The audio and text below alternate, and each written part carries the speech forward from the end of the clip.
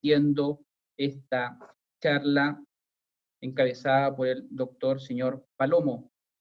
En consecuencia, damos la bienvenida a la clase magistral Justicia chilena entre reformas, reformas de las reformas y proyectos de reforma y sus desafíos, actividad de apertura del año judicial 2021, organizada por la Ilustrísima Corte de Apelaciones de Temuco. Acto seguido, saludamos cordialmente al presidente de este ilustrísimo tribunal, ministro señor Alejandro Vera Quilodrán, a las señoras y señores ministros del mismo tribunal de alzada, a los señores fiscales judiciales, jueces, juezas, autoridades, abogados y abogadas, académicos, investigadores y estudiantes del área del derecho y las ciencias sociales e integrantes de la comunidad jurídica que hoy nos acompañan, funcionarios de las distintas unidades judiciales que forman parte de esta actividad, y en consecuencia saludamos especialmente a nuestro ponente, académico y doctor en Derecho, señor Diego Palomo.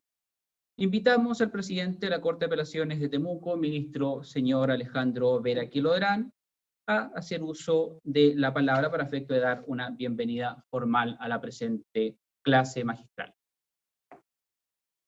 Muchísimas gracias. Muy buenas tardes a todos, estimados ministros y ministras, fiscales judiciales, jueces, abogados, estudiantes de Derecho y en general a amigos de la justicia.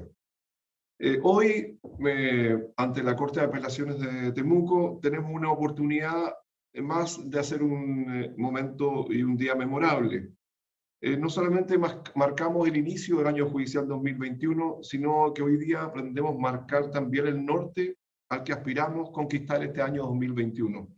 Inspirados a comprometernos con el ciclo que se inicia, es momento de recurrir a una de esas palabras mágicas que nos han enseñado desde niños. Y esa palabra es bienvenidos, y especialmente bienvenido profesor Diego Palomo Vélez. Hoy el profesor Palomo nos hará sentir más parte de lo jurídico y menos de lo fáctico, compartiendo aquello que queremos lograr en la judicatura, inspirando, contagiando el entusiasmo y responsabilidad de encarar un nuevo ciclo judicial. Esta clase nos dará también la oportunidad de saber el valor que damos a nuestro trabajo y recordarnos que siempre podemos recurrir a la palabra, a lo jurídico, al estudio, y lograr una mirada diferente, creativa e inspiradora para hacer justicia. Con esta actividad docente que nos brinda el doctor Diego Palomo, queremos celebrar desde la Ilustrísima Corte de Apelaciones la vocación de ser abogado y jurista, mirada que guía, aclara e impulsa a ejecutar de una mejor manera la tarea tan creativa y apasionante como es el hacer derecho. Gracias, Diego, por tu presencia, por acoger nuestra invitación y los dejo en esta Araucanía digital con el profesor Diego Palomo. Muchas gracias. Bueno, muchas gracias, presidente. Recién asumido mediante el traspaso de esta mañana. No quisiera comenzar esta intervención sin agradecer la invitación de la presidencia de la Ilustrísima Corte de Apelaciones de Temuco, y no puedo más que aprovechar también la oportunidad para desear la mejor de las suertes en el periodo que hoy día inicia el ministro, su señoría Alejandro Vera Quilodrán, que de seguro se encontrará durante el año con una serie de dificultades, pero por lo que no conozco, sabrá salir adelante con maestría de todos esos inconvenientes que puedan surgir.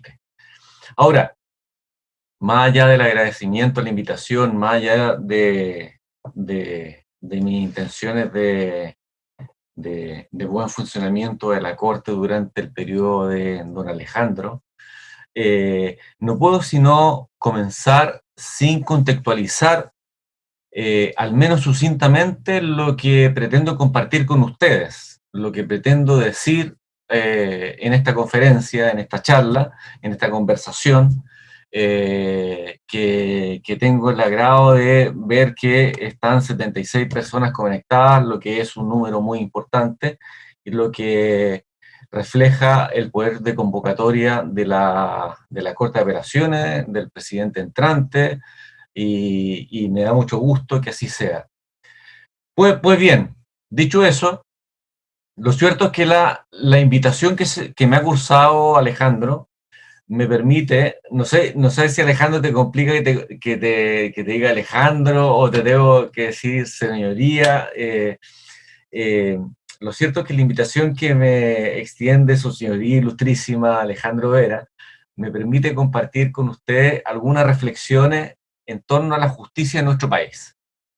Su estado, su evolución, que a mi juicio desde hace tiempo se encuentra en el taller, por así decirlo, por utilizar alguna imagen, se encuentra en el taller y permanentemente en el taller, porque iniciamos un proceso de reforma, pero la reforma han tenido reforma de la reforma, entonces estamos en una permanente acudida al taller para mejorar lo que en su momento al parecer no pensamos bien o no reflexionamos bien, y por eso estamos a la media hora reformando lo que supuestamente tenía ocasión de permanencia de por lo menos 20 años.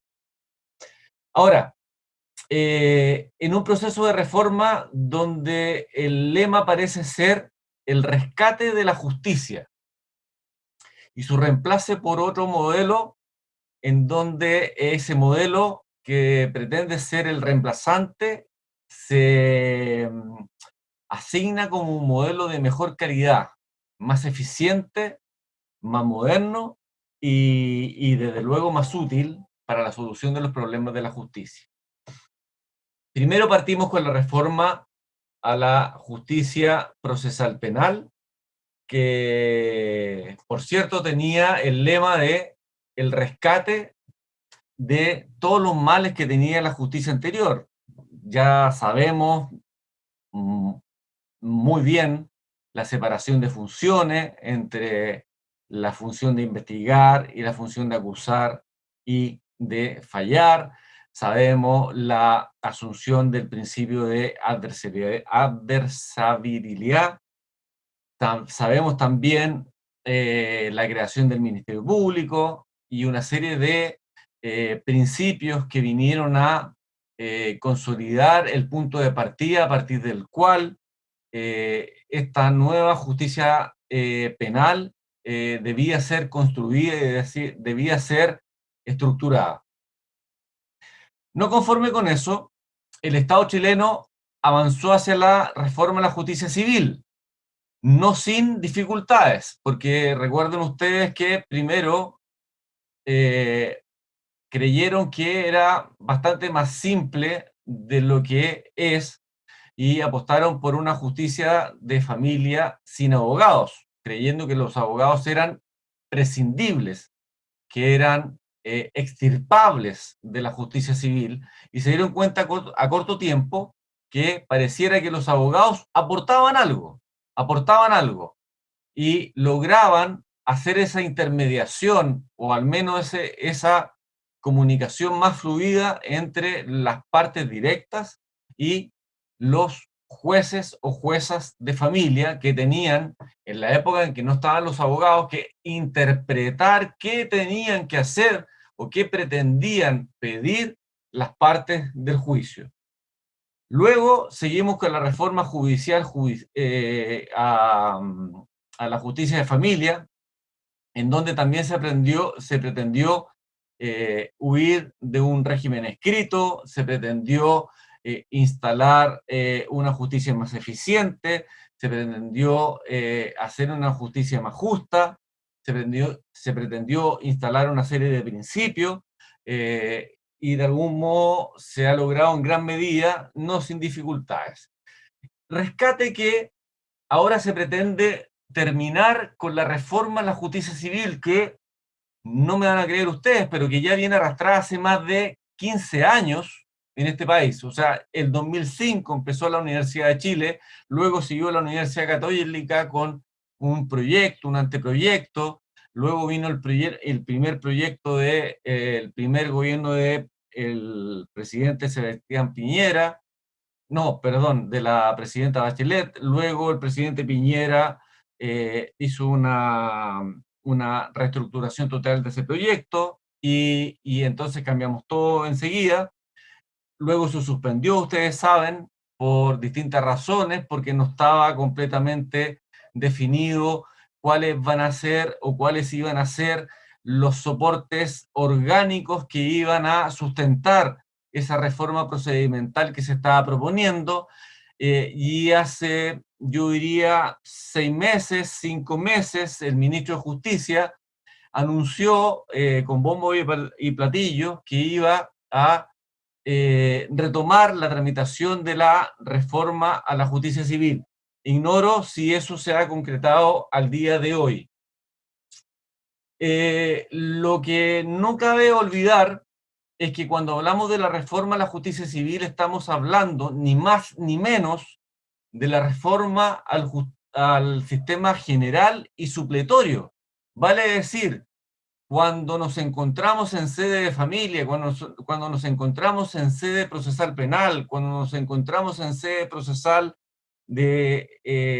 laboral, con una serie de vacíos, nos tenemos que basar justamente para completar ese vacío en la regulación contenida en el Código de Procedimiento Civil. Y mientras ese código, que hunde sus raíces en el siglo XIX y que data del 1903, no sea reformado, no va a poder estar en sintonía ni a la altura de los requerimientos que exigen las reformas que están actualmente en curso. Por lo tanto, ahí tenemos una piedra de tope que tenemos que solucionar a la brevedad posible para tomarnos en serio la reforma a la justicia chilena. De lo contrario, seguiremos estando expuestos a una serie de dificultades en el devenir de la evolución y de la aplicación de la reforma a la justicia civil.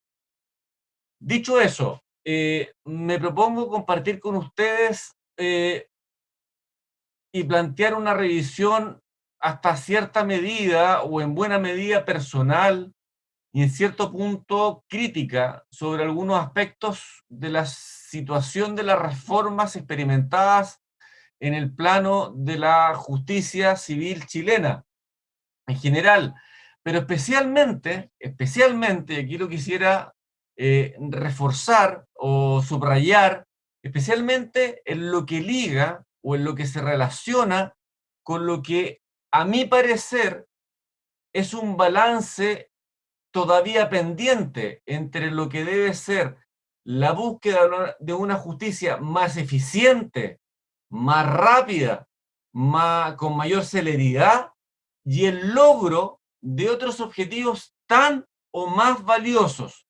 Pareciera ser que nos hemos ocupado en el proceso de reformas a la justicia chilena, partiendo con la reforma procesal civil, siguiendo con la reforma procesal de familia, siguiendo con la reforma a la justicia laboral, con una visión unidimensional de la eficiencia. Pareciera ser que nos interesa o abrigamos o abrazamos solamente una especie de justicia acelerada, descuidando que una de las motivaciones esenciales que tenía el legislador cuando asumió el desafío de las reformas fue no solamente ganar en velocidad, sino también ganar en calidad del enjuiciamiento, Entonces, creo yo que ese balance, ese punto de equilibrio requiere revisión, sin borrar, por cierto, sin borrar todo lo bueno que se ha avanzado, pero reconociendo que hay aspectos que cabe mejorar. Con esta finalidad, para comenzar, quisiera o me veo la obligación de hacer una revisión, aunque sea breve, de dos cuestiones que son, a mi juicio, protagonistas de la reforma a la justicia nacional. Proceso que, le recuerdo, parte del año, un poco antes del año 2000, con todo lo que dice relación con el enjuiciamiento criminal. Me refiero concretamente a dos puntos que son súper importantes. Por un lado, la cuestión de los objetivos propuestos, de los objetivos prometidos por la autoridad. Una cosa son los objetivos propuestos, los objetivos prometidos, hasta qué punto se han cumplido. Y el otro punto que quisiera poner de relieve dice relación con la cuestión de los problemas suscitados a propósito de las reformas llevadas a cabo en el país. Entonces, por un lado tenemos el querer, la voluntad, la promesa, la oferta, el eslogan, que es muy propio cuando se trata de convencer a alguien, o que se trata de convencer a un pueblo, o se trata de convencer a legisladores de las virtudes de determinados sistemas, y del otro lado, el funcionamiento real, que muchas veces aquello que se prometió no se traduce en la realidad, y esa no traducción en la realidad produce infinita frustración en los justiciables, porque de algún modo se les promete A y termina resultando S, termina resultando P, en circunstancia de esa presión que viene de esa visión unidimensional de justicia, esa visión de justicia acelerada, esa visión amarrada o secuestrada por las metas de gestión, esa visión secuestrada o amarrada por las estadísticas. Entonces, muchas veces, y esto no es culpa de los jueces solamente, esta es culpa fundamentalmente de una lógica de tipo ingenieril que se apoderó en su momento del Poder Judicial, y que de algún modo uniformó sin discurrir en las particularidades de cada caso. Entonces todo era igual, las audiencias preliminares igual, las audiencias de juicio igual, todo eso con serio perjuicio de la concentración, con serio perjuicio de la inmediación, con serio perjuicio de todo eso que ellos llamaban principios y que declaraban como inmaculados, como intocables, que en definitiva, en beneficio de la estadística, en beneficio de las metas de gestión, permitieron cargársela. Ahora, en lo fundamental, me interesa especialmente poner de relieve y a partir con ustedes algunos puntos de vista personales que transitan en ciertos aspectos a contracorriente de las opiniones oficiales, porque para opiniones oficiales tienen un montón de documentos, un montón de jueces, un montón de académicos que van a estar en sintonía con lo que dice el gobierno, con lo que dicen los ingenieros, con lo que dice, y que todo funciona maravillosamente. Yo no estoy diciendo que todo funcione pésimo, pero sí estoy invitándolos a que reflexionen, a que hay alguna posibilidad, hay un margen de mejora, hay un margen de mejora. En lo fundamental, lo que me gustaría es que, transparentado esto, transparentado que nos vamos a apartar un poco de esas visiones oficiales que son un tanto majaderas y que ustedes las reciben todos los días, transparentado que vamos a navegar en ciertos puntos a contracorriente, y que se lea a contracorriente, no con un ánimo destructivo, sino con un ánimo de brindarles un punto de vista distinto, que por último les invita a reflexionar. Aquí yo no quiero destruir nada, quiero solamente invitarlos a pensar en una nueva perspectiva. Transparentado eso, lo primero que hay que reconocer y destacar es que el tema del análisis o la revisión de las reformas a la justicia es un tema gigante, gigante, inagotable en esta charla, inagotable en esta conferencia, y tremendamente generoso por la amplitud tremenda de temas que permite cubrir. Entre ellos, su revisión permite dar una mirada panorámica a una serie de decisiones legislativas que, si se aprecian en toda su magnitud, responden a visiones. Todo esto cambió el año 2000, a visiones, a objetivos, a propósitos que marcan o pretenden marcar una nueva forma de diseñar los procedimientos. O sea, no es solamente un cambio de procedimiento, un cambio de ideología, un cambio de lógica, un cambio de modelo procesal. Y más importante aún, una nueva forma de entender la jurisdicción, una nueva forma de entender el proceso, una nueva forma de entender el eje fundamental de la prueba y una nueva forma de entender la justicia misma. Todo eso a propósito de los procesos de reforma judicial. Esto no fue un cambio solamente de normas, fue un cambio de enfoque, un cambio de punto de partida, un cambio de punto de llegada. Trataré de ofrecer por mi parte una revisión un tanto distinta de este panorama de reforma. La idea es ser razonablemente provocativos, pero siempre constructivos en el afán de mejorar el producto jurisdiccional, sin renuncia a todo lo que sea positivo, que es mucho, sin renuncia a todo lo que sea positivo, que es mucho. Lo subrayo, lo pongo en negrita y lo pongo en mayúscula. Pero tampoco sin invisibilizar lo que no esté funcionando bien, que eso lo echamos en falta. Pareciera que en eso nos hiciéramos un poco los locos.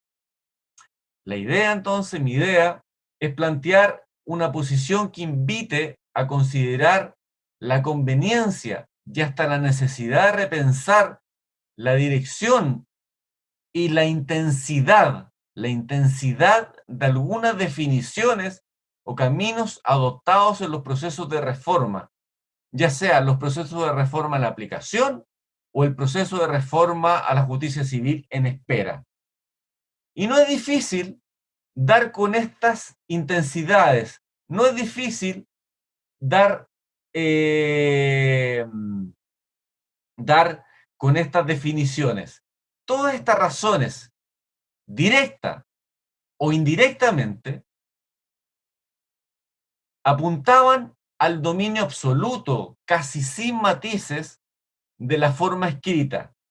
Entonces se produjo el año 2000 y luego con las reformas posteriores una especie de fenómeno de huida, como la escrituración representaba todo lo malo, se trató de huir al fenómeno contrario, a la oralidad, que representaba todo lo bueno. Entonces, ¿qué nos encontrábamos antes del año 2000? Un expediente con protagonista sin contrapeso, marcando todo el itinerario procesal, toda la actividad procesal, la dispersión y la desconcentración procesal, como marca natural del sistema. La delegación de funciones. Teníamos un juez al final del trayecto procesal, un juez invisible, un juez que no estaba presente ni siquiera en la absolución de posiciones, que no estaba presente en la prueba testimonial, un juez que en materia penal antes delegaba todo en un actuario, sin contacto con las partes, sin contacto con los abogados, una actividad probatoria encorsetada, una actividad probatoria muy desprestigiada.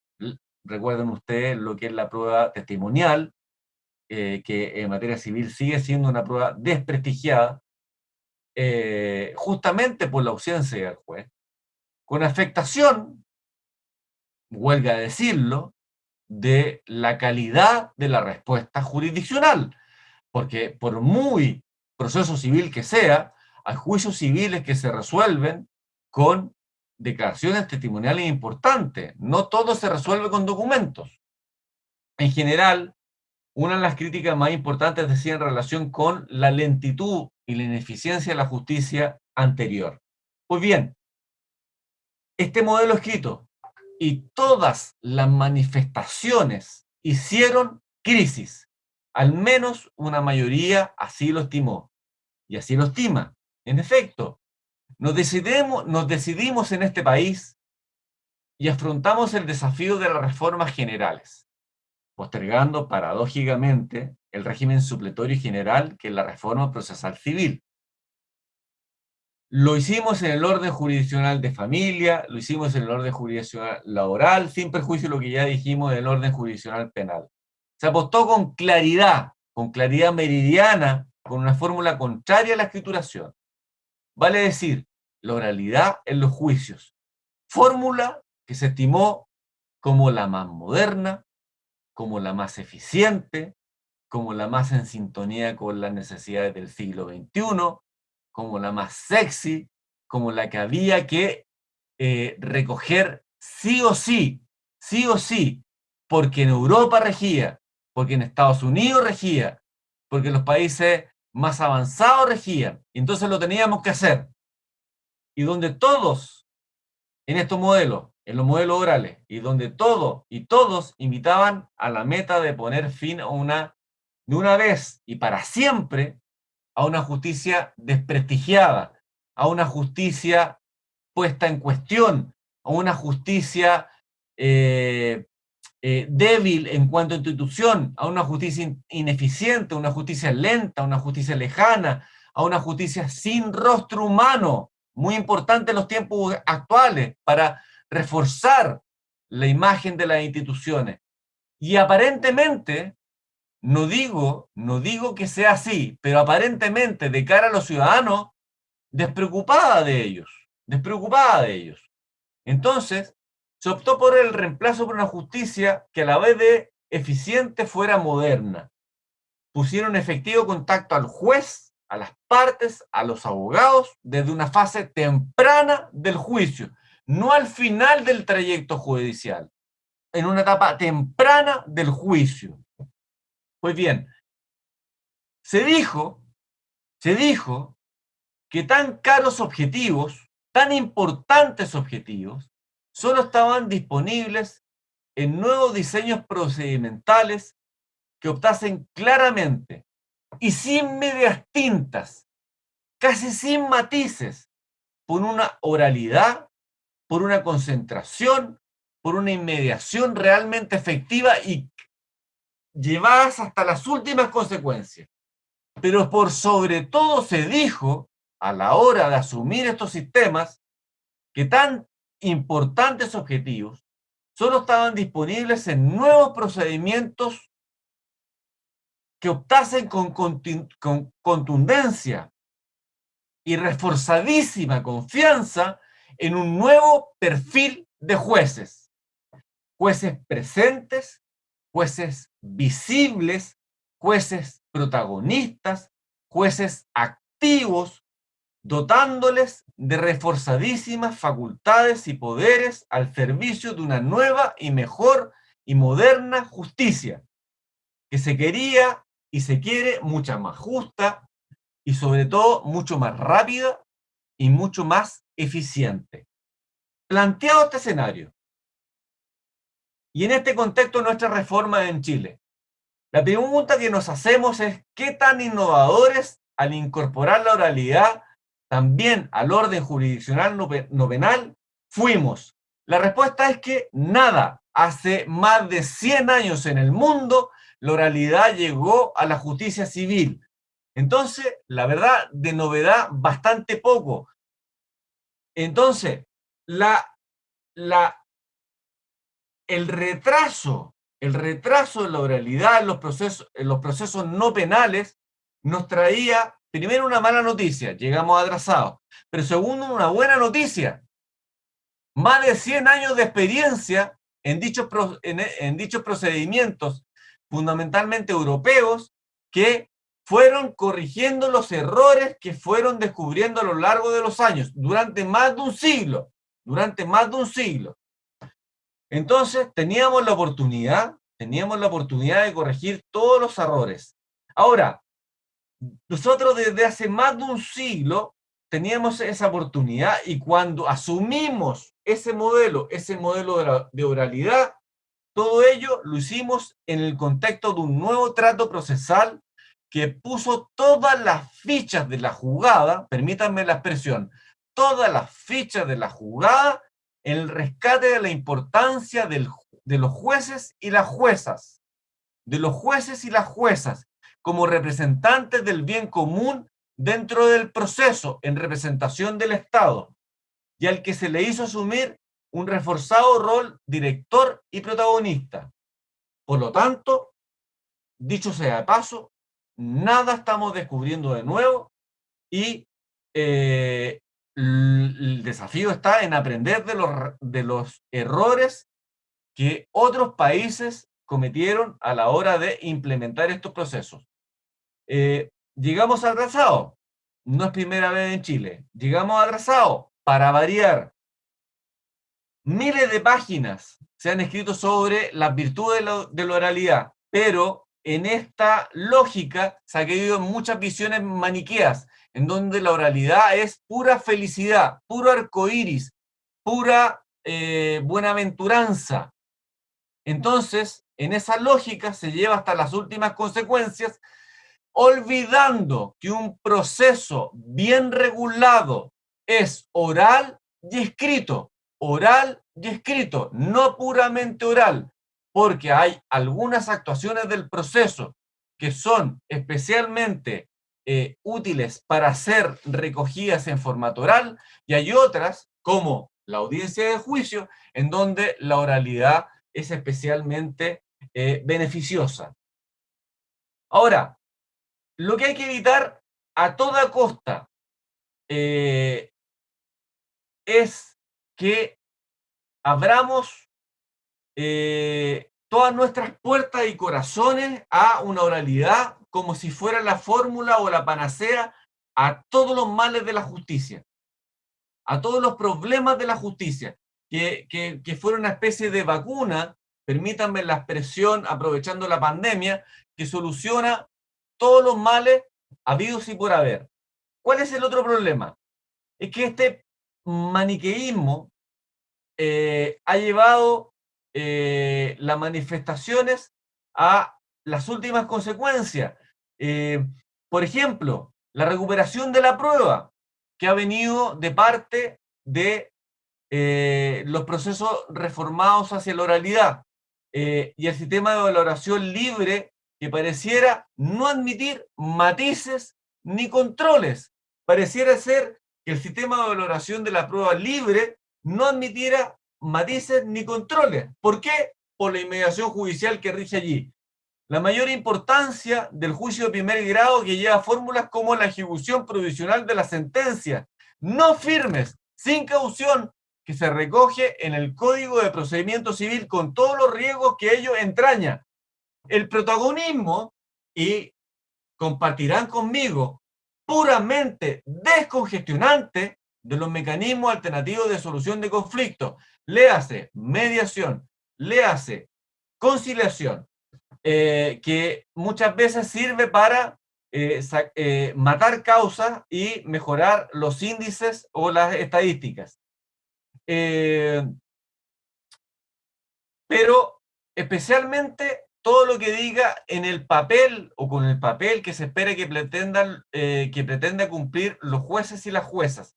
En efecto, la coherencia y la consecuencia en cada una de las marcas asociadas al modelo oral sería, a juicio de quienes han ejercido un verdadero apostolado que pretende llevar las cosas hasta las últimas consecuencias, sería la única forma de conseguir efectivamente la modernidad procesal, la eficiencia y una resolución efectivamente justa. Pues bien, esta nueva concepción ha inspirado una serie de reformas en el mundo, especialmente en Latinoamérica y especialmente en Chile. ha venido a perfilar una nueva forma de concebir la jurisdicción, el proceso y la prueba. La justicia en el orden jurisdiccional no penal, apoyada sobre todo en esta lógica de que los jueces son representantes del bien común dentro del proceso. Un poco como decía Franz Klein en la ordenanza procesal austríaca en 1891. El proceso concebido como un mal social, como una enfermedad social, a la cual hay que darle pronto remedio. ¿Y en quién confiaba? Decía Franz Klein, en los jueces. ¿Por qué? Porque los abogados lo único que van a hacer es enturbiar, lo único que van a hacer es obstaculizar, lo único que van a hacer es complicar las cosas para llegar a una sentencia justa. Pues bien, a esta altura creo yo, superado ya más de 200 años y con abogados en la plaza, mejor o peor preparados, lo que a esta altura debe revisarse es que más allá de las grandes frases y en ocasiones tentadores eslóganes como resulta fácil decir, no, hay que confiar en los jueces, pero olvidando que cuando decimos confiar en los jueces, ponemos sobre ellos la responsabilidad de la suerte de toda la justicia, con mayores tareas, con mayores responsabilidades, con mayores riesgos. Lo que hay que hacer ahora es evitar el impacto que han tenido en nuestros procesos judiciales reformados todas estas fórmulas llevadas hasta las últimas consecuencias. Por ejemplo, impacto en la forma de definir desequilibradamente el rol o papel que deben cumplir los jueces y abogados. Claramente hay un desequilibrio en los roles que deben cumplir los jueces o juezas y los abogados. Hay preeminencia, hay preferencia y hay claramente mayores facultades para los jueces que para los abogados. Impacto en la forma de entender los deberes de colaboración que deben imponerse a las partes y los abogados. Impacto en la forma de redefinir los contenidos propios de los principios claves del orden jurisdiccional, esto es el dispositivo y de aportación de parte. Impacto en la forma de entender la eficiencia de la justicia única y unidireccionalmente desde la perspectiva de la celeridad y la velocidad de la respuesta jurisdiccional. No todo es justicia acelerada, porque justicia acelerada está más expuesta a cometer errores, donde unas estadísticas de buena gestión pareciera ser sinónimo de justicia funcionando bien. Podría seguir, pero quisiera detenerme en una cuestión aclaratoria que parece fundamental a la hora de tratar las causas en una forma más razonable, o al menos de una forma más equilibrada. Lo primero es partir por dejar en claro que a nosotros también nos interesan procesos más eficientes. Faltaría más. Desde luego nos interesa que las reformas aumenten las posibilidades de una reforma, de una respuesta jurisdiccional más justa. Faltaría más. Pero no se puede olvidar una cosa fundamental en derecho en general y en derecho procesal en particular. Un buen fin no basta para justificar los medios. Un buen fin no basta para justificar y no basta para asegurar la legitimidad de la respuesta jurisdiccional. No basta con la lógica de el fin justifica los medios. El legislador no puede hacer tabla rasa o regular a la baja un puñado de postulados mínimos sobre los cuales se levanta la idea misma de proceso. El legislador no puede caer en la trampa de que estos postulados mínimos son un obstáculo para los fines de la jurisdicción. No puede caer en la lógica de que estos son un obstáculo para el proceso, de que son un obstáculo para la prueba, de que son un obstáculo para la justicia. Pero en ocasiones cae en esta trampa, y no solamente el legislador, sino que también muchos jueces. Por eso, es necesario recordar cuestiones elementales que por elementales suelen olvidarse. Por ejemplo, el evitar caer en esas trampas exige terminar de una vez por todas con la utilización imprecisa y abusiva que ha venido haciendo por parte de la doctrina y por parte del legislador y por parte de los jueces respecto a los llamados principios procesales, junto con el cual se ha llegado a una figura de escasísima prolijidad y en donde ha abundado la confusión total. Porque por un lado tenemos los principios jurídicos naturales, que son los equivalentes a nuestro debido proceso, que son indisponibles.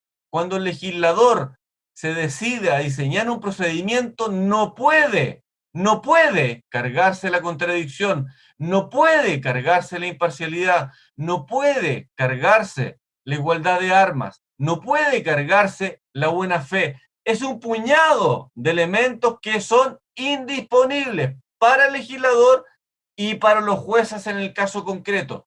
Luego viene un segundo escalón, que son los principios jurídico-técnicos, que dependen de los intereses que estén en juego. Y si, por ejemplo, hablamos del orden procesal civil, ahí encontraremos el principio de dispositivo y el principio de aportación de parte. ¿Por qué? Porque allí están involucrados intereses que son disponibles y ahí regirán otro tipo de principios. Y al final, en la base, no al principio, en la base, encontraremos las reglas procedimentales. Por ejemplo, la inmediación judicial. Y si ustedes se fijan, muchas veces, para restringir las posibilidades de revisión del recurso de nulidad en materia penal o en materia de justicia laboral, se invoca la inmediación. Vale decir, se confunden peras con manzanas, cuestiones que son indisponibles, como la contradicción, como el derecho al recurso, como la igualdad de armas, como la imparcialidad, con cuestiones que son disponibles, y que están al servicio de estas otras de mayor jerarquía. Por eso digo yo que no podemos seguir escudándonos en la inmediación para restringir las posibilidades de revisión de las sentencias que emanan de tribunales que, por muy especializados que sean, recuerden ustedes que están especializados por lo menos en materia laboral solamente en un 25%, porque en el resto son tribunales de competencia común.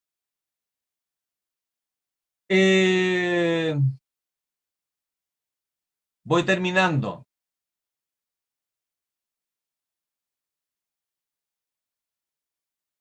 No se trata, lo que yo les estoy diciendo, de atrincherarse en la polémica que pueda existir en la materia, en lo que dice relación con los mayores o menores poderes que deben asignarse a los jueces. Yo creo que los poderes de los jueces y las atribuciones de los jueces y las facultades de los jueces llegaron para quedarse.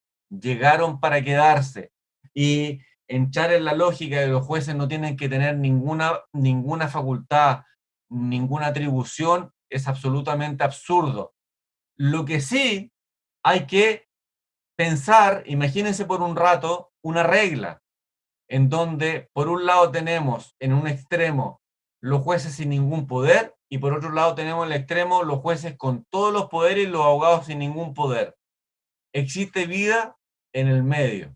Y esa vida en el medio parte de la base por reconocer que cuando los jueces utilizan las posibilidades que les brinda el ordenamiento, y que cuando constatan que los jueces están haciendo uso de los poderes que la ley le permite, tener la posibilidad de que ellos puedan, ya que el juez está actuando cuando está disponiendo actuación probatoria de oficio, está actuando básicamente como abogado de las partes porque está abrazando una teoría del caso, tener los resguardos legalmente previstos, y esa es una tarea pendiente de los legisladores, para que puedan proponer contrapruebas, para que puedan realizar objeciones y que los jueces no le respondan no.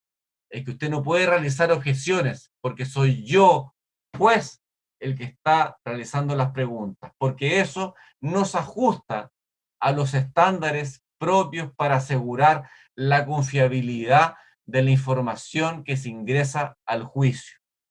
Si no es así, vamos a terminar con un proceso de reforma que ha avanzado, que ha crecido, que ha mejorado, pero que no va a lograr sintonizar con los estándares que nos viene imponiendo la Convención Americana, la Corte Interamericana de Derechos Humanos, léanse Norín Catrimán, el tirón de orejas que le hizo al Estado Judicial a propósito de que estaban siendo muy restringidos a la hora de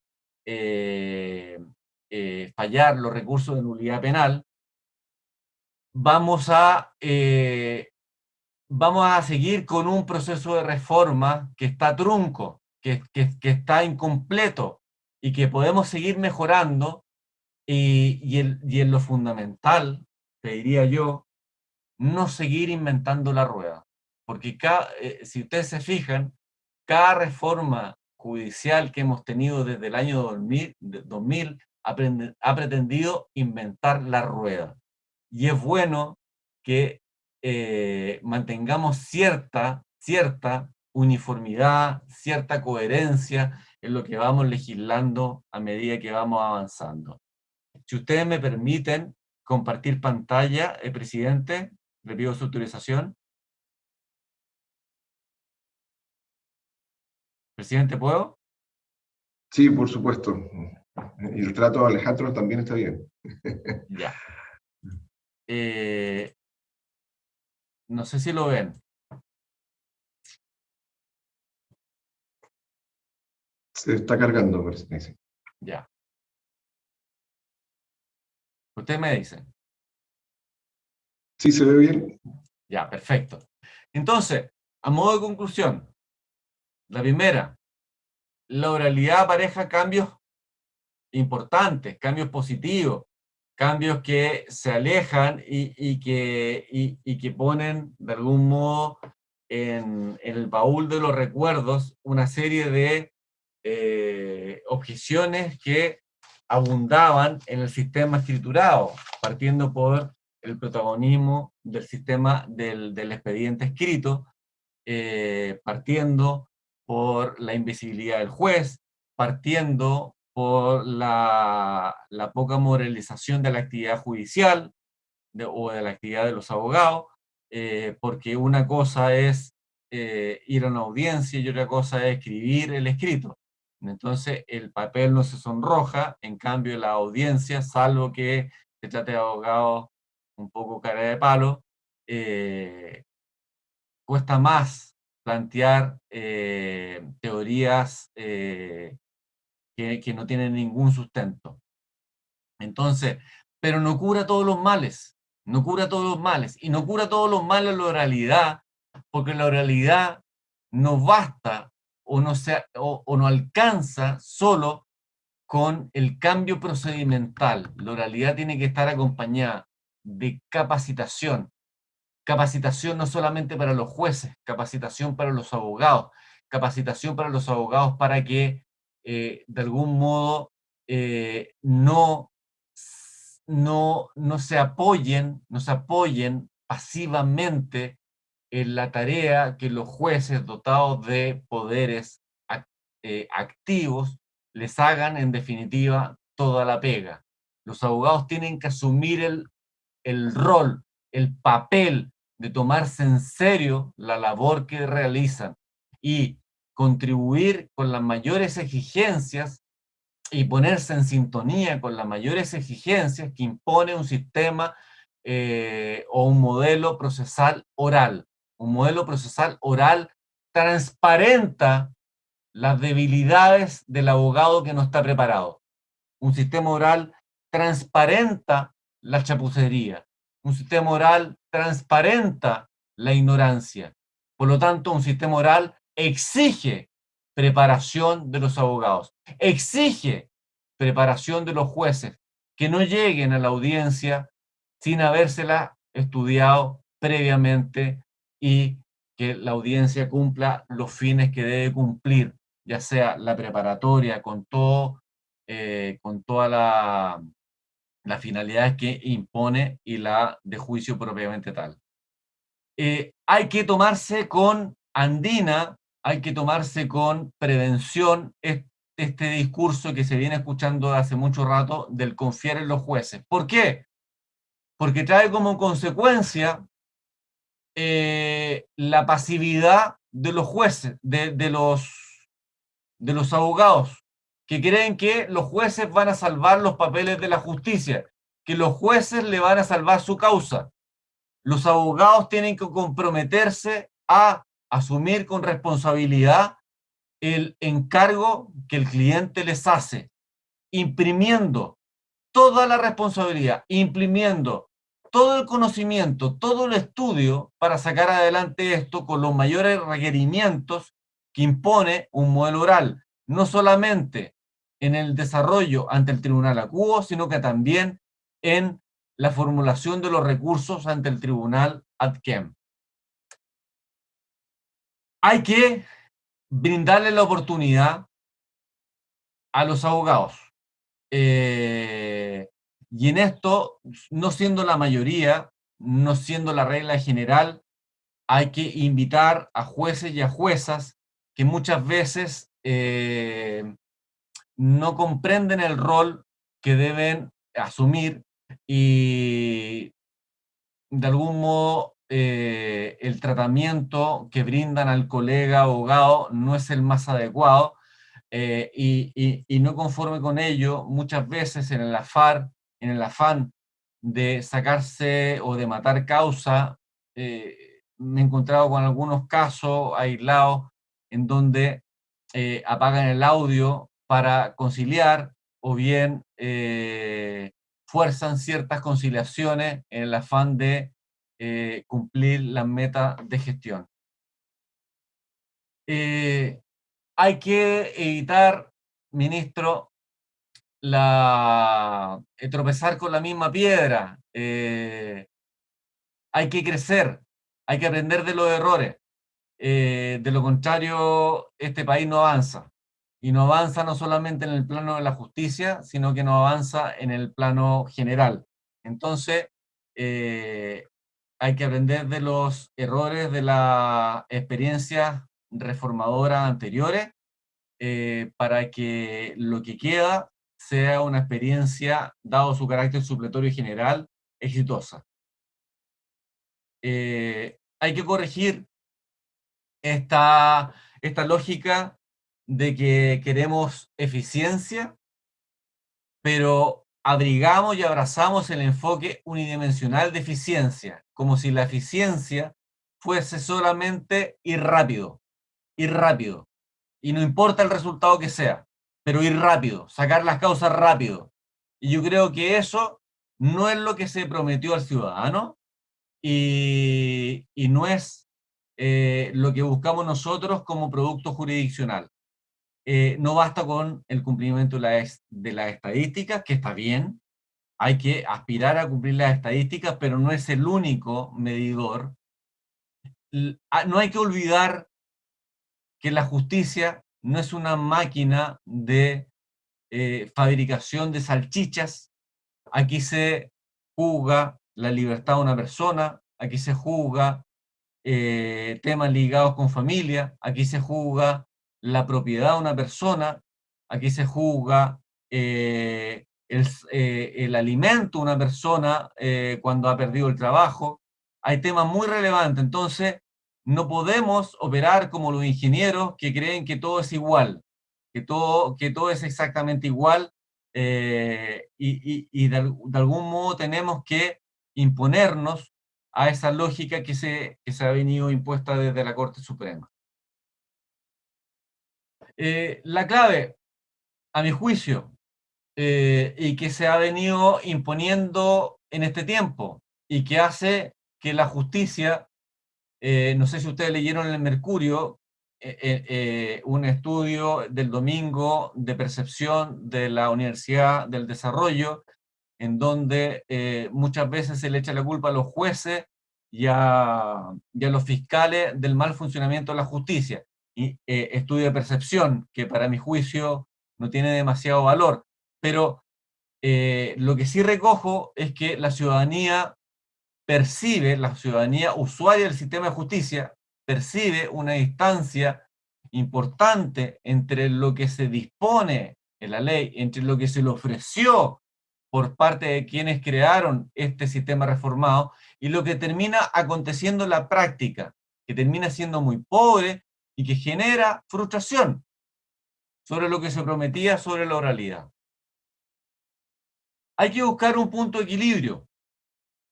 Hay que buscar un punto de equilibrio. Recuerden, la regla.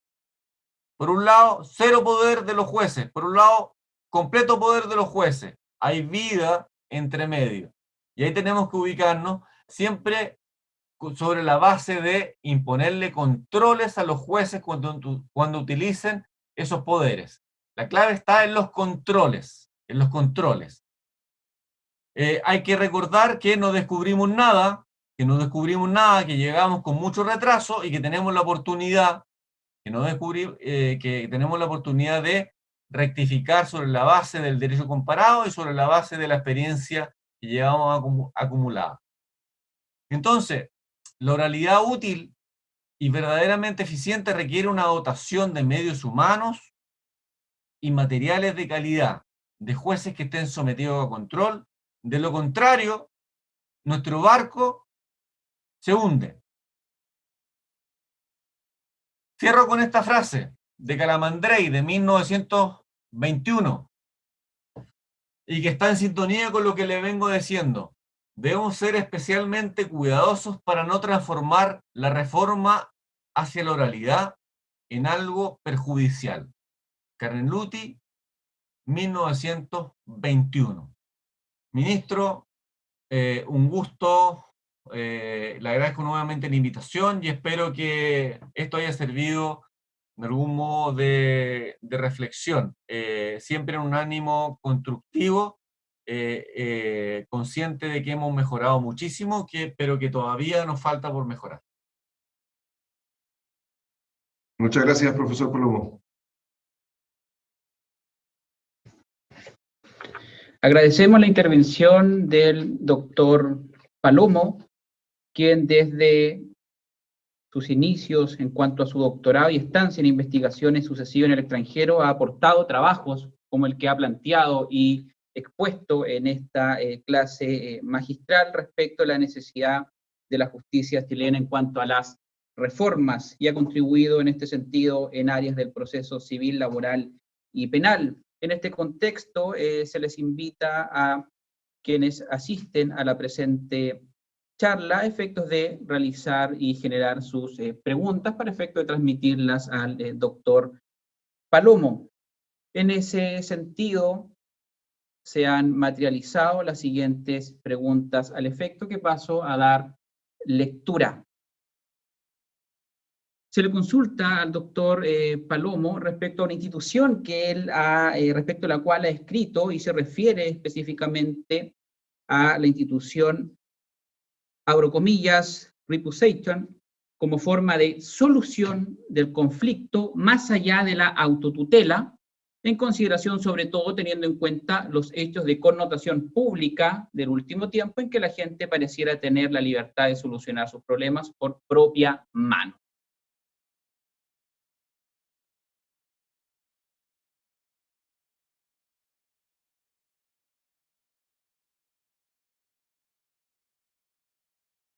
¿Me la puede repetir, por favor? Que no te escuché bien.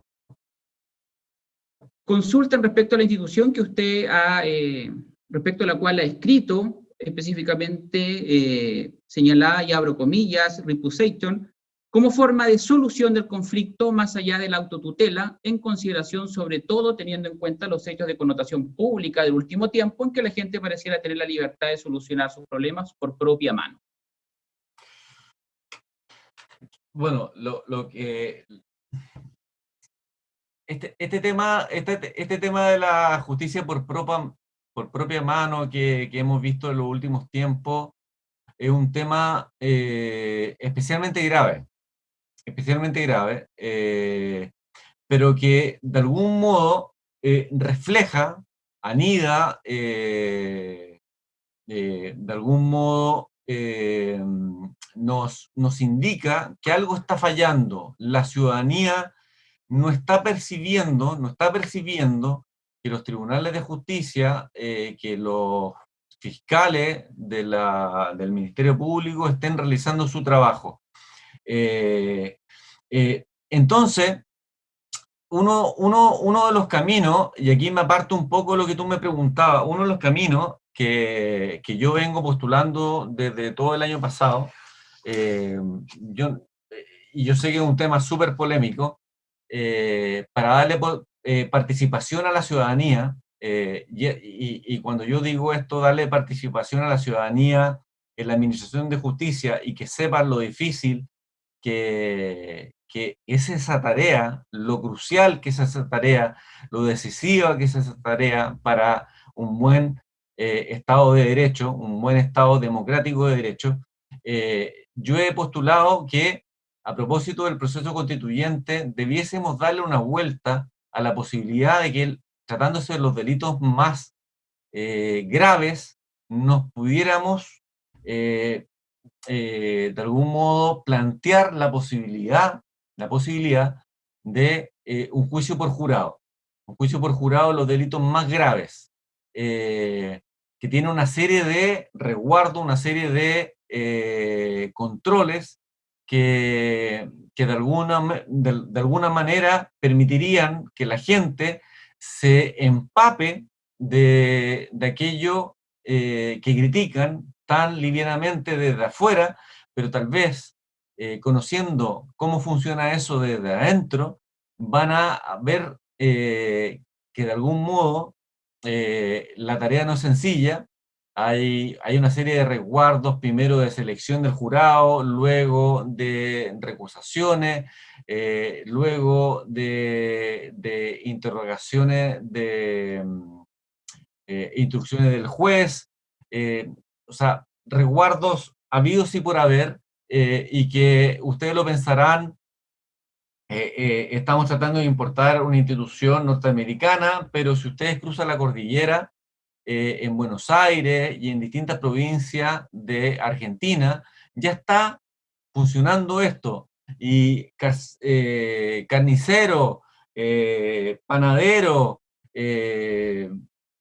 médico, de todas las profesiones, salvo abogado, se juntan ahí para administrar justicia, y el funcionamiento de los mismos, especialmente en Buenos Aires, ha sido un lujo y ha funcionado perfectamente bien, recuperando la confianza en la justicia y permitiendo que en un afán democrático, las personas también se hagan cargo y vivan qué significa administrar justicia.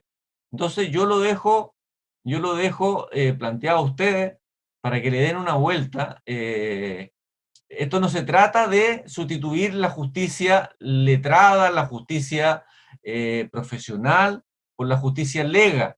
Lo que yo estoy diciendo es que, tratándose de los delitos más complejos, los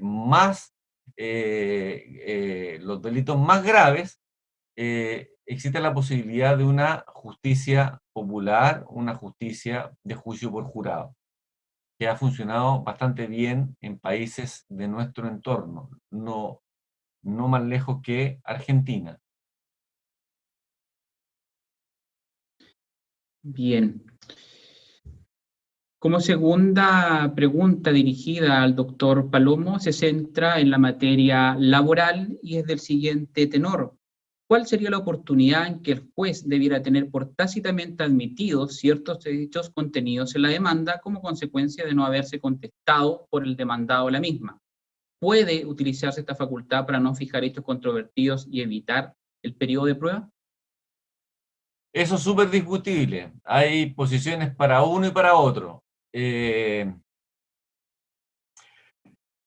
A mí me parece peligroso no fijar hechos sustanciales, pertinentes y controvertidos por cuestiones ligadas con el principio del debido proceso. Pero sí también hay buenas razones, para decir que en el afán de la celeridad, en el afán de la velocidad, dispongamos que se tenga por reconocido tácitamente la veracidad de aquello que no contestó. Pero tengo mis dudas, tengo que reconocerlo, tengo mis dudas todavía. Gracias, señor Palomo. Continúo con la ronda de preguntas expuestas por quienes han escuchado atentamente su clase magistral y en consecuencia agrego una tercera pregunta. Se le consulta lo siguiente: ¿cree que la actual situación de pandemia ha motivado un cambio en el paradigma, la rigidez del procedimiento, como ha ocurrido con las audiencias preliminares ante los tribunales orales para determinar la forma de rendir la prueba por videoconferencia? Lo anterior señala incluso sin necesidad de reformas legales, pero con un mayor mayor actividad de oficio del tribunal a dirección del proceso, es decir, reconocimiento de principios con la colaboración de las partes. Sí, sí. Y no resulta poco paradójico que los mismos tribunales que de algún modo decían que la inmediación judicial, el contacto directo y frontal en la sala con las partes, con los imputados, con los abogados, era condición sine qua non de un resultado justo, de un resultado acertado. Esos mismos tribunales, producto de la pandemia, se dieron cuenta que para hacer seguir funcionando un servicio que se rige por el principio de continuidad, no podemos parar la justicia, no podemos parar este servicio que es parte consustancial del Estado de Derecho. Se vieron la necesidad de regular a la baja sus apreciaciones previas y encontraron fórmulas creativas para lograr desarrollar esa audiencia en condiciones lo más productivas posible, lo más decentes posible, dándose cuenta que no pasaba nada si la inmediación sufría algunos matices. Y ahí te das cuenta que en realidad cuando hablaban de matices, cuando hablaban de inmediación judicial como principio, la verdad lo que estaba detrás, no sé si consciente o inconscientemente, era de algún modo inmunizar a lo que surgiera como resolución del primer grado jurisdiccional ante la Corte de Apelaciones respectiva. ¿Por qué? Porque si ustedes recuerdan lo que ocurre en las Cortes de Apelaciones respectivas, muchas veces, en el 90% de los casos, lo que hacen las Cortes de Apelaciones respectivas en 3 o 2 considerando, es decir, bueno, en el considerando 8 de la sentencia del Tribunal Laboral XX, se reproducen los medios de prueba tanto y tanto. Considerando 3, dicho eso, no puede el recurrente decir que no ha efectuado el juez o la jueza acuo un análisis y una revisión de cuáles fueron las pruebas que sirvieron de base para sustentar la sentencia. Tercer considerando, dicho eso, no cabe sino descartar la causal de nulidad que ha sido esgrimida por la parte respectiva. Ahora, eso sin perjuicio de reconocer también, que urge, subrayo, negrita, destacador, urge que los abogados entiendan que redactar un recurso de nulidad no es lo mismo que redactar un recurso de apelación. Ahora, dicho eso, también hay que tener presente lo que dijo la Corte Interamericana de Derechos Humanos. No pueden las Cortes ser más papistas que el Papa o ser más formalistas que lo que conviene para satisfacer el estándar que la misma Corte puso. Vale decir, permitir que a través de los recursos se permita revisar no solamente lo jurídico, sino que también lo fáctico, en la dimensión más amplia posible, para permitir que el derecho al recurso no quede como un simple brindis al sol, sino que se haga carne en los hechos.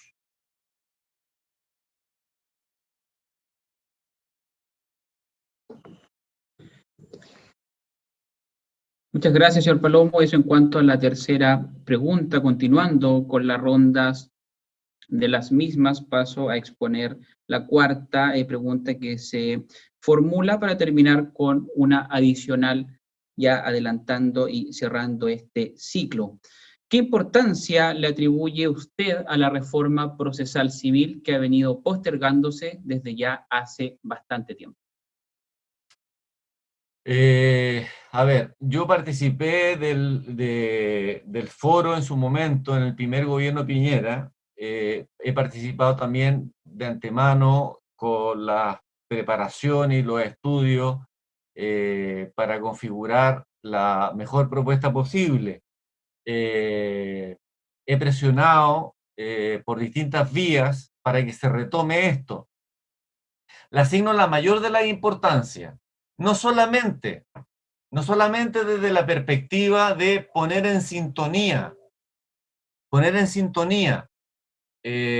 un sistema que hunde sus raíces en el derecho español del siglo XIX, concretamente 1885 y 1881, que son las leyes de enjuiciamiento civil española, en las cuales se basó el Código Procedimiento Civil de 1903, sino que también teniendo presente que esas leyes españolas del siglo XIX se basaron en las leyes de Alfonso X el Sabio. O sea, actualmente tenemos, con todos los enchulamientos, con todas las modificaciones que no han alterado en el fondo la regulación procesal civil durante todo el siglo XX, tenemos entre nosotros un sistema procesal civil medieval.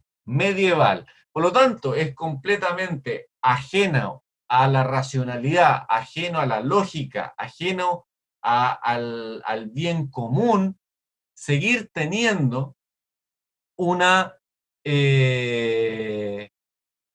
legislación procesal civil anclada en esa época con procedimientos reformados de cara al siglo XX. Eso por un lado. Y en segundo lugar, lo que decía antes, o lo que ya les adelantaba antes, no podemos olvidar, y yo diría que esta es la razón fundamental para no esquivar más la necesidad de reformar la justicia civil, que el proceso civil es la legislación supletoria y general de nuestro sistema. Por lo tanto, allí donde falta en materia laboral, allí donde falta en materia de justicia y familia, allí donde falta en materia procesal penal, hay que recurrir a el sistema procesal civil. Y si los principios que gobiernan el proceso civil son distintos a los que rigen los procesos reformados, no podrá hacerse fácilmente o derechamente, no podrá hacerse ese llenado de contenido y nos veremos expuestos a una serie de dificultades. Ahora, sin perjuicio de eso, por cierto, el Código Procesal Civil contiene una serie de instituciones que permiten o que están en sintonía con ganar también en eficiencia, pero que, a mi juicio, también requiere de algunos ajustes para evitar caer en los mismos vicios que cayeron las reformas actualmente en curso y evitar que los abogados terminen en una segunda o tercera categoría en perjuicio de jueces omnipotentes o de jueces con todos los poderes, buscando el punto de equilibrio entre los roles de los jueces y los abogados, ambos que están en la misión de lograr una mejor justicia. No es justo que jueces y juezas tengan sobre sus espaldas salvar los papeles de la justicia. Es hora, de una vez por todas, que los abogados se tomen en serio el desafío y la responsabilidad tremenda que tiene el ejercicio de su profesión. Como ya se adelantaba con esta pregunta que formulo en este momento, se cierra este bloque y es del siguiente tenor. ¿Cuál es el precio de un sistema procesal que no se conecta con un sentido de justicia que una sociedad percibe como tal?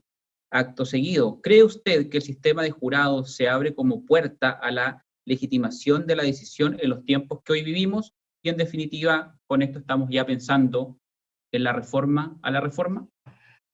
Repíteme la primera pregunta, la primera parte solamente. ¿Cuál es el precio de un sistema procesal que no se conecta con un sentido de justicia que una sociedad percibe como tal? Ya, estallido social, bis. Uh-huh. Estallido Y lo que social, va... bis. Y la segunda, lo que dice relación con si estamos preparados o no con un juzgado o con un juicio por jurado, yo cerraría solamente con la siguiente pregunta. Ya que en Argentina funciona bien el juicio por jurado y el sistema o el modelo por jurado que funciona en Argentina es el sistema gringo por jurado, vale decir con 12 jurados y basándose en las reglas del sistema gringo por jurado. La pregunta clave aquí es, ¿somos nosotros los chilenos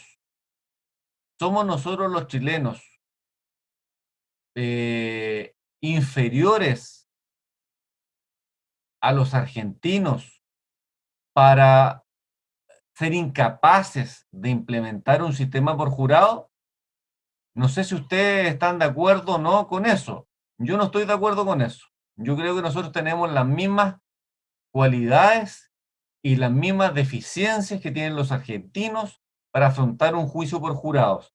Y si usted, ahora, cuando yo hablo de juicio por jurado, no olviden ustedes que ya en la Constitución de 1833 y hasta 1902, no, perdón, y hasta 1925 rigió una ley por jurado. Ahora, concentrada en los delitos contra la imprenta. Entonces, esta puede ser la oportunidad para comprometer a la gente para que de algún modo comprenda las dificultades que acarrea administrar justicia, porque desde afuera es re fácil decir, como lo decía el Mercurio este fin de semana, no, los jueces están haciendo mal la pega, los fiscales están haciendo mal la pega. Entonces, en esa encuesta de percepción, que yo no sé a quién entrevistan, yo no sé a quién llaman, sería bueno que avanzáramos a un sistema cada vez más participativo, con todos los resguardos del caso, con toda la mesura del caso, con toda la transición ordenada que nos permita ir midiendo cómo vamos avanzando, pero avanzar en la consolidación y en el reforzamiento de las instituciones, porque hay muchos, lamentablemente, hay muchos en este país que quieren boicotear las instituciones. Y yo creo que el Poder Judicial, el Ministerio Público, son instituciones que debemos resguardar, que debemos salvar, que debemos fortalecer, y para fortalecerlas tenemos que no quedarnos de brazos cruzados y sumarnos a iniciativas que permitan que la ciudadanía comprenda la dificultad que implica administrar justicia en los distintos órdenes jurisdiccionales, en materia penal, que es la materia más mediática, pero también en materia civil, que es muy importante, en materia laboral, que no deja de ser importante.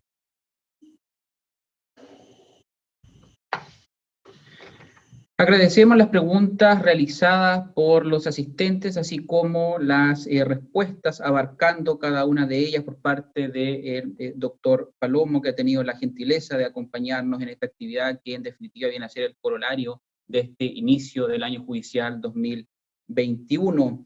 Agrego que esta actividad será subida a las plataformas comunicacionales del Poder Judicial, y como consecuencia de lo expuesto, esta ilustrísima Corte de Apelaciones agradece los aportes vertidos en esta jornada por el expositor ya tantas veces señalado, así como la participación de cada uno de ustedes. Por lo tanto, dejo en voz de nuestro presidente, señor Alejandro Vera Quilodrán, el cierre de la presente actividad.